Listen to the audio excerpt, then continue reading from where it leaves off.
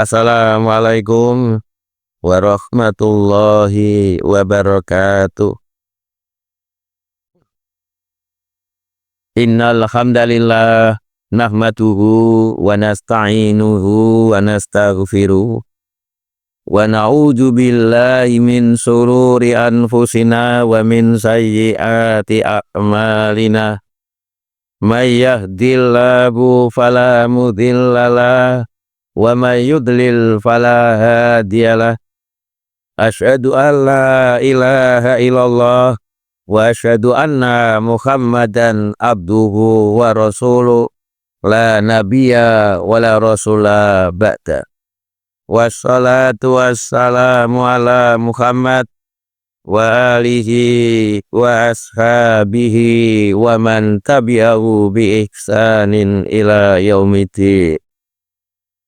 Bapak-bapak, ibu-ibu jamaah Masjid Agung ingkang minulya, alhamdulillah kula lan panjenengan sedaya saat menika tasih diparingi oleh Allah Subhanahu wa taala nikmat sehingga kita saged ngelampahi ibadah, kita saged ngelampahi sholat maghrib kanthi berjamaah, banjur kita lajengaken kalih mencari ilmunya Allah Subhanahu wa ta'ala.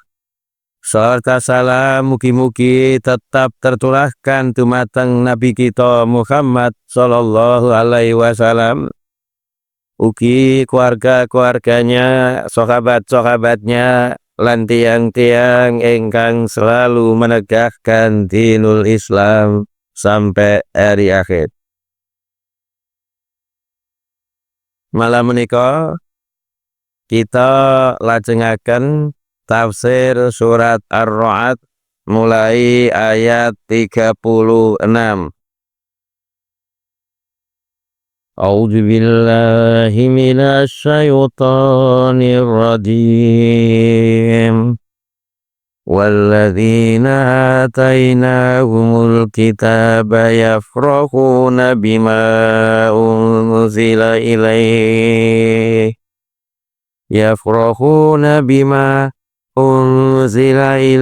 wa minal akzabi may yunkiru ba'dah.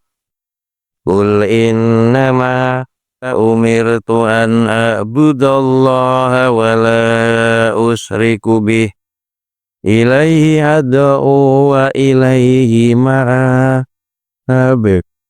Wa kadzalika anzalnahu hukman arabiyya wa la in ittaba'ta ahum ba'da ma ja'aka minal ilm ma laka minallahi min waliyyin wa la waq.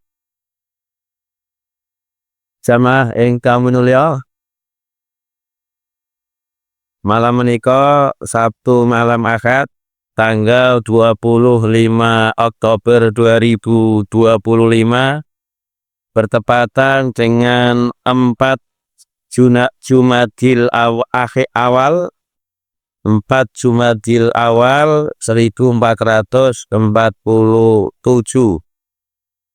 lan tanggal 4 Jumadil awal menika ini semua sama, baik yang menggunakan teori KHGT, kalender Hijriyah Global Tunggal yang digunakan oleh Muhammadiyah, atau yang menggunakan teori Imkanur Ru'yah atau Mabim, yaitu hilal di atas ufuk 3 derajat, atau Ummul Qura Arab Saudi, semuanya sama, bahwa Sabtu malam Ahad menika yaitu tanggal 4 Jumadil awal 1447.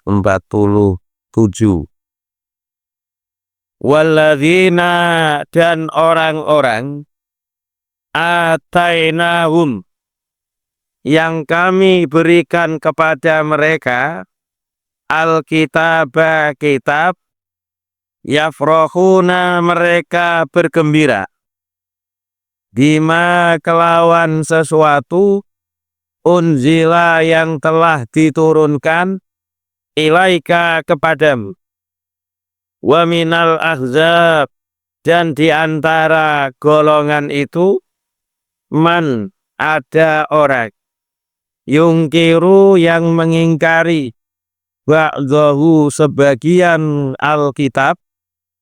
Qul katakan Muhammad, innama umirtu, tidak lain hanyalah aku ini diperintahkan, an a'budallah supaya aku menyembah Allah, wala usrika bih dan supaya aku tidak menyekutukan Allah, ilaihi kepada Allah, ad'u aku menyeru, wa ilaihi dan kepada Allah, maaf tempat kembaliku.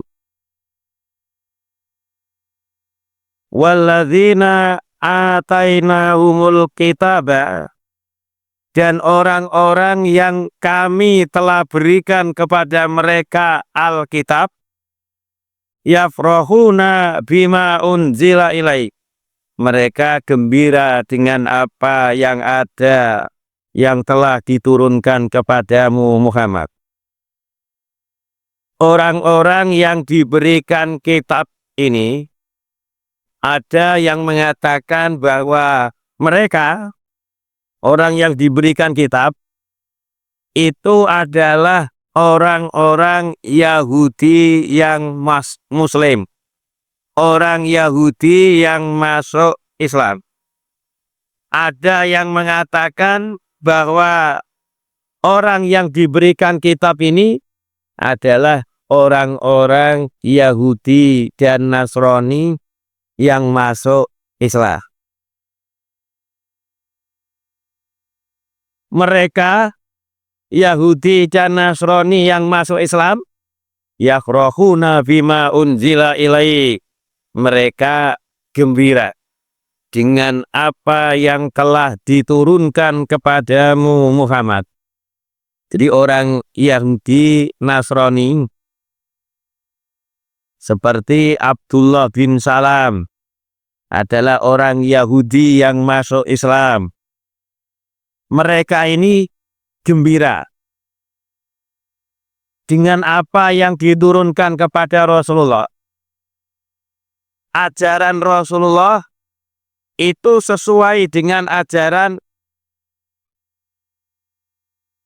Injil dan Taurat sebelum Injil dan Taurat itu dirubah. Jamaah ingkang minulya, ada tafsir yang ketiga bahwa mereka yang telah diberikan Allah kitab itu adalah orang-orang Islam. Jadi ada yang dari Yahudi Nasrani, ada yang bukan dari Yahudi dan Nasrani, tapi ini adalah sahabat-sahabat Rasulullah. Mereka gembira dengan apa yang telah diturunkan kepada Rasulullah, baik itu Al-Quran ataupun hadis-hadis Rasulullah. Maka sepantasnya lah, jadi kita seorang mukmin itu merasa gembira, senang dengan apa yang ada di dalam Al-Quran, merasa senang dengan isi yang ada dalam Al-Quran, merasa senang dengan membaca Al-Quran, merasa senang dengan membaca hadis-hadis Rasulullah Shallallahu Alaihi Wasallam. Jadi jangan merasa membenci apa yang ada, apa yang diturunkan kepada Rasulullah Shallallahu Alaihi Wasallam, baik itu berupa Al-Quran ataupun hadis.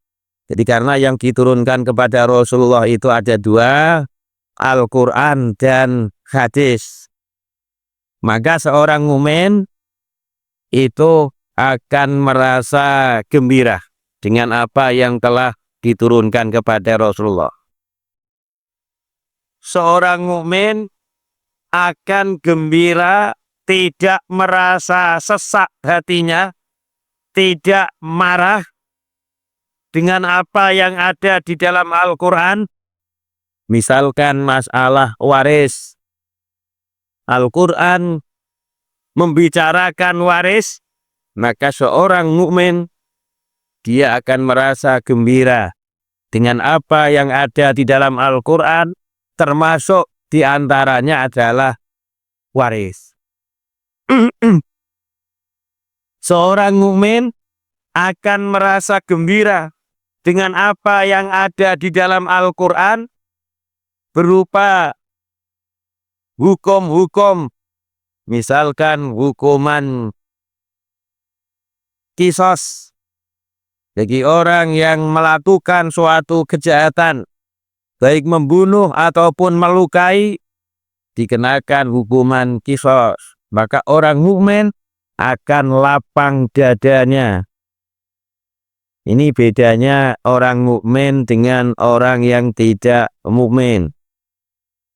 Ya, ketika dibicarakan tentang hukum kisos, sebagian orang itu merasa sesak dadanya dengan mengatakan hukum kisos itu bertentangan dengan HAM. Nah, ini diuji keimanan kita. Jamaah ingkang mulya, di dalam surat As-Saffat itu disebutkan innaha sajaratun takhruju fi aslil jahim.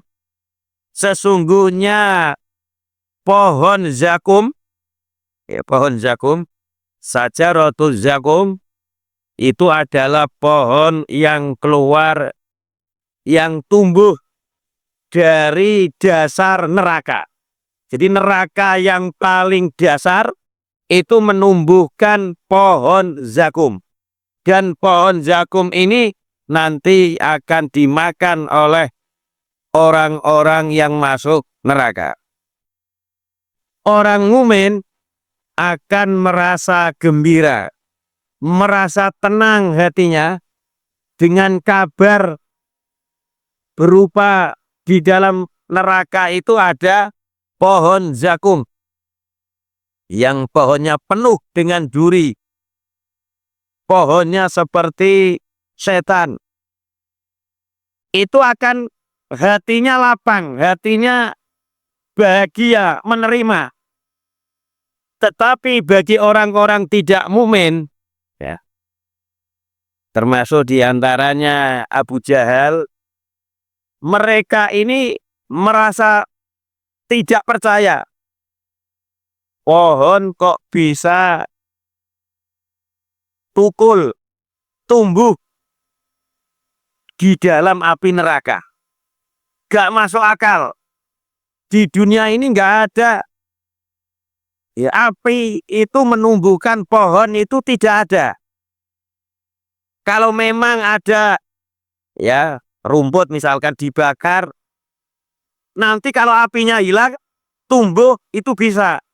Tetapi ini apinya terus-menerus. Kok bisa menumbuhkan pohon? Jadi mereka tidak percaya, sesak dadanya dengan menerima apa yang ada di dalam Al-Quran. Jamaah engkang mulya.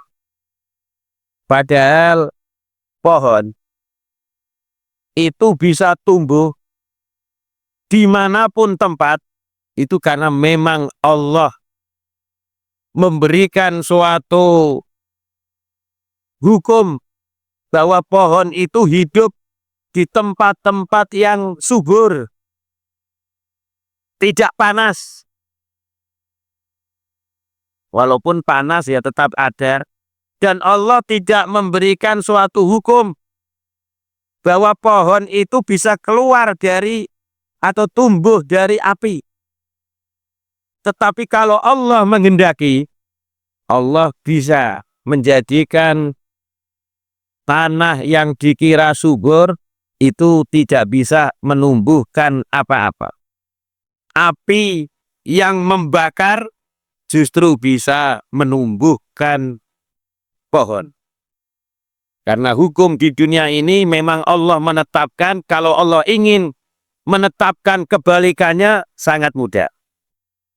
Manusia kalau dimasukkan api akan terbakar.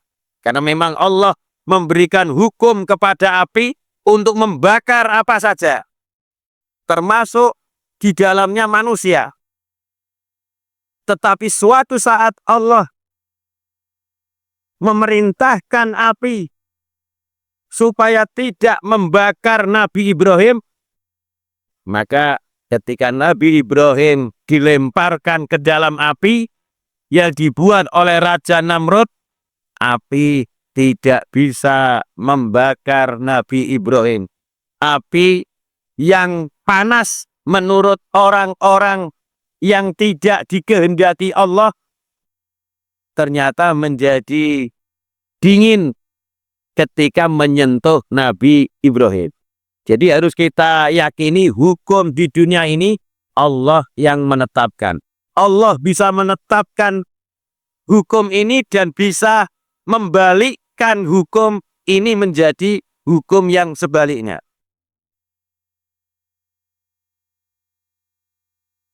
Wa minal azab mayungkiru ba'dah, dan sebagian golongan itu mengingkari sebagian Al-Quran. Jadi Alkitab, Al-Quran itu diingkari, ya, seperti dalam hal pohon zakum atau dalam hal penjaga neraka itu ada 19. Ini diingkari oleh orang-orang kafir. Kul, katakan Muhammad, innama umirtu an a'budallaha wala usrika bihi ilai wala usrika bih. Katakan Muhammad, aku tidak lain diperintahkan supaya aku menyembah Allah dan aku tidak menyekutukan Allah dengan apapun. Jadi Rasulullah Shallallahu Alaihi Wasallam itu hanyalah diperintah Allah. Tidak ada hak lain dari Rasulullah kecuali dia adalah utusan Allah. Ilaihi ad'u, kepada Allah aku menyeru, aku berdoa, aku meminta. Wa ilaihi ma'ab, dan kepada Allah lah tempat kembaliku. Ayat 37. Wa kadzalika, dan seperti demikian itulah, anzalnahu, kami telah menurunkan Al-Quran, hukman Arabian, sebagai hukum yang berbahasa Arab. Wala ini tabakta, dan sungguh jika engkau Muhammad mengikuti ahwa'ahum, hawa-hawa nafsu mereka, ba'dama, sesudah sesuatu, ja'aka, yang datang kepadamu, minal ilmi, sesuatu itu berupa ilmu, malaka, tidak ada bagimu, minallahi, dari Allah, min waliyin, berupa pelindung, walawak, dan berupa penghalang. Wa kadzalika anzalnahu hukman Arabiyya, seperti demikian itulah kami telah menurunkan Al-Quran itu sebagai hukum yang berbahasa Arab. Jadi Al-Quran adalah pedoman, adalah sebagai dasar hukum kita. Walaupun kula lan panjenengan sedaya kadang-kadang tidak bisa menerapkan hukum Islam, hukum yang ada dalam Al-Quran. Karena ada sebagian hukum yang ada di dalam Al-Quran, itu di dalam mempraktekkannya itu butuh kekuasaan, butuh pemerintahan. Maka ketika kula lan panjenengan sedaya niku mboten gadah kekuasaan, mboten gadah pemerintahan, maka kita tidak bisa memaksakan hukum yang ada di dalam Al-Quran. Tetapi walaupun kita tidak bisa memaksakan hukum yang ada di dalam Al-Quran karena butuh kekuasaan, maka kita tetap harus meyakini bahwa hukum yang ada di dalam Al-Quran itu lebih baik daripada hukum yang ditetapkan oleh manusia. Jadi ini berbahaya sekali kalau ada orang yang meyakini bahwa hukuman membunuh itu adalah dengan dipenjara, itu lebih baik daripada hukuman qisas. Ini bisa membatalkan iman kita, bisa mengeluarkan keislaman kita kalau kita memang orang yang punya ilmu. Tapi kalau orang yang tidak tahu, maka hukum orang melakukan perbuatan yang bisa menyebabkan dia kafir itu bisa berubah karena memang ada penghalang berupa kebodohan, ketidaktahuan. Jadi kalau kula lan panjenengan sedaya ini tahu bahwa kita harus meyakini apa yang ada di dalam Al-Quran itu lebih baik dari apa yang diciptakan dari hasil pemikiran semua manusia ataupun jin. Jamaah engkang mulia. Jadi kita harus meyakini hukum pezina. Kalau dia sudah berkeluarga, sudah pernah berkeluarga, maka hukuman zina itu adalah dengan dirajam. Kita harus meyakini bahwa hukuman ini lebih baik daripada hukuman yang diciptakan oleh manusia. Walaupun kita tidak boleh mempraktekkan hukuman rajam karena ini butuh pemerintahan. Hukuman pencuri yang sudah sampai 1 nisab itu adalah dengan dipotong tangannya. Hukuman ini lebih baik daripada hukuman di penjara. Kita harus meyakini, walaupun kita tidak boleh menerapkan hukuman potong tangan kepada pencuri karena membutuhkan pemerintahan. Wa kadzalika anzalnahu hukman arabiyyan, dan seperti demikian itulah kami telah menurunkan Alkitab sebagai hukum yang berbahasa Arab. Jamaah engkang mulia, ini menunjukkan Al-Quran itu adalah bahasanya bahasa Arab. Maka tidak boleh Al-Quran itu kemudian, misalkan kita sholat, diwajibkan membaca Al-Fatihah, terus Al-Fatihah ini kemudian kita ganti dengan bahasa Indonesia terjemahannya, maka ini adalah tidak membaca Al-Quran. Ya, sebagaimana dulu ada aliran sesat yang membolehkan sholat itu memakai bahasa Indonesia. Ini termasuk aliran sesat, ya, paham sesat. Jadi Al-Quran itu bahasanya bahasa Arab. Hanya ulama itu berbeda pendapat. Jadi di banyak ayat, ya, misalkan di surat Fusilat, ayat 13, kitabun, Al-Quran itu adalah kitab, Fusilat yang telah dijelaskan ayatuhu, ayat-ayatnya, Qur'anan Arabian, yaitu Al-Quran, kitab ini adalah Qur'anan, bacaan Arabian yang berbahasa Arab. Jamaah engkang minulya, semua nabi itu ketika mereka diturunkan kitab itu menggunakan bahasa kaumnya. Dan Rasulullah Shallallahu Alaihi Wasallam dia diutus dari kalangan orang Arab, maka Al-Quran turun dengan bahasa Arab.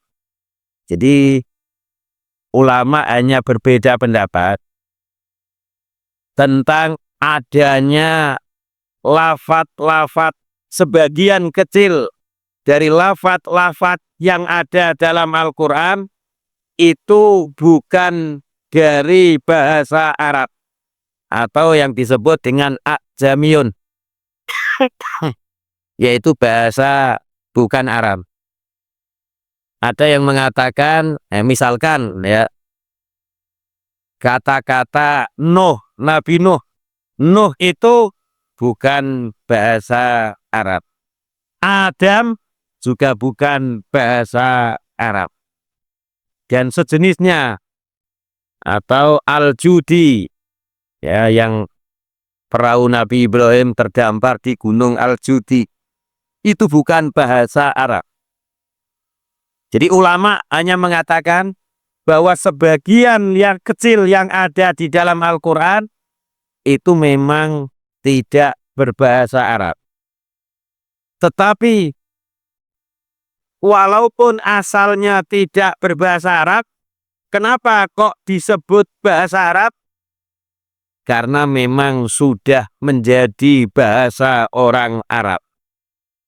Jadi sudah menjadi bahasa sehari-hari mereka, sehingga bahasa ini yang muncul bukan dari Arab, seolah-olah sudah menjadi bahasa Arab.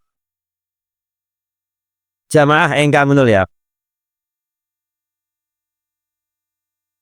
kursi itu bahasa Sedayu, juga bahasa Indonesia. Tetapi kursi ini adalah bukan asli dari bahasa Sedayu atau bahasa Arab. Karena kata kursi ini adalah dari bahasa Arab. Ya, bukan bahasa Sedayu atau bahasa Indonesia. Tetapi orang-orang Indonesia itu sudah menganggap bahwasanya kursi itu adalah bagian dari bahasa Indonesia. Ana sing jenenge sabun. Sabun itu bukan bahasa Arab, bukan bahasa Sedayu. Ya, dia bahasa Arab dari kata-kata sobun. Sobun menjadi sabun. Karena sudah dari zaman dulu itu digunakan oleh orang-orang desa kita dan juga bangsa kita itu menggunakan bahasa tersebut. Ada mangkok, itu dari kata maku, juga dari bahasa Arab, tapi sudah menjadi bahasa kita. Ono serual, itu juga dari bahasa Arab. Jadi Al-Quran berbahasa Arab, apakah tidak bertentangan dengan isi dari Al-Quran yang dia itu sumbernya bukan dari bahasa Arab? Maka jawabannya tidak. Karena memang lafat-lafat yang bukan dari bahasa Arab kemudian sudah dipakai oleh orang-orang Arab sejak sebelum diturunkan Al-Quran kepada Rasulullah, sehingga menjadilah bahasa tersebut menjadi bahasa orang-orang Arab, sehingga disebutlah menjadi bahasa Arab. Wala ini tabakta, dan sungguh jika engkau Muhammad mengikuti ahwa'ahum, hawa-hawa nafsu mereka, ba'dama ja'aka minal ilmi, sesudah datang kepadamu berupa ilmu. Malaka minallahi min waliyin walawak. Maka tidak ada bagimu dari Allah pelindung untuk melindungi azab yang akan menimpamu, walawak, atau penghalang yang menghalangi azab tersebut menimpa kepadamu. Jadi dari ayat menikah ini, jika ada seseorang dia memang orang yang tidak tahu dan memang tidak ada kesempatan, tidak ada kemungkinan untuk tahu, sehingga dia betul-betul tidak tahu kemudian melakukan sesuatu perbuatan dosa, maka dia tidak berdosa. Karena dia tidak tahu dan tidak ada kemungkinan dia untuk tahu, tidak ada.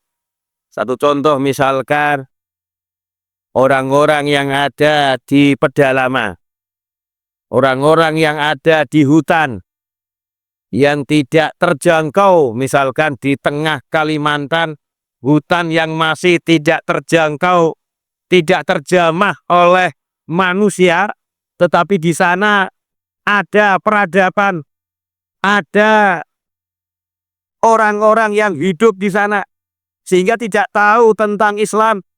Mereka tidak sholat, mereka juga menyembah mungkin pohon.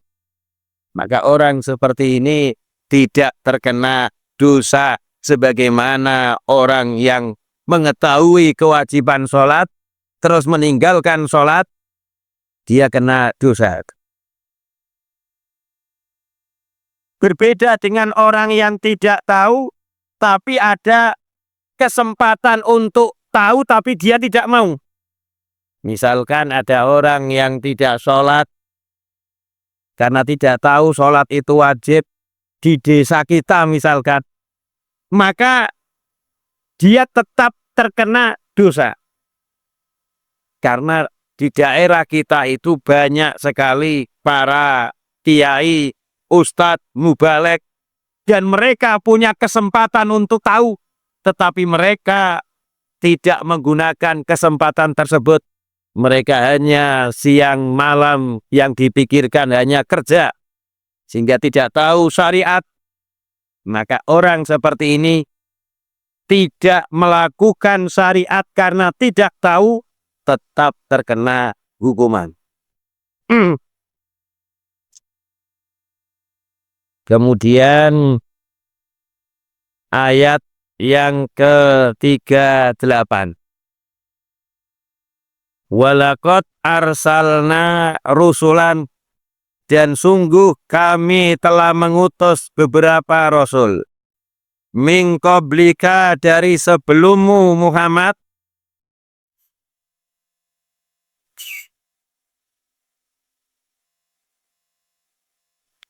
wa ja'alna lahum, dan kami jadikan bagi mereka para rasul azwajan, mempunyai istri-istri, wa dzurriyyatan, dan mempunyai keturunan, wa ma kana li rasulin, dan tidak ada bagi seorang rasul ayatiya bi ayat, bahwa dia mendatangkan suatu ayat, illa biidnillah, kecuali dengan izin Allah, likulli ajal, bagi tiap-tiap ajal, tiap-tiap masa.